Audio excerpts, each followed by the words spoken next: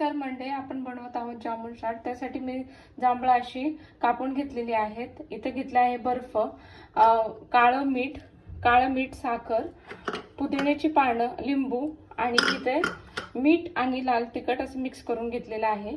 त्यासाठी आता आपल्याला घ्यायचं आहे मिक्सरचं भांडं। आपण मिक्सरच्या भांड्यामध्ये हे जांभळं अशी काढून घेऊयात। त्यानंतर हा आईस टाकून घेऊयात, पुदिन्याची पानं,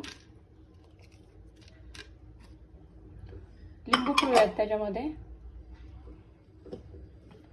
आणि हे सगळं काळं मीठ आणि साखर मी त्यात काढून घेते आणि हे मिक्सरला सगळं फिरून घेते। मी मिक्सरला फिरून घेतलेलं आहे। ग्लासात ओतून घेऊयात आता।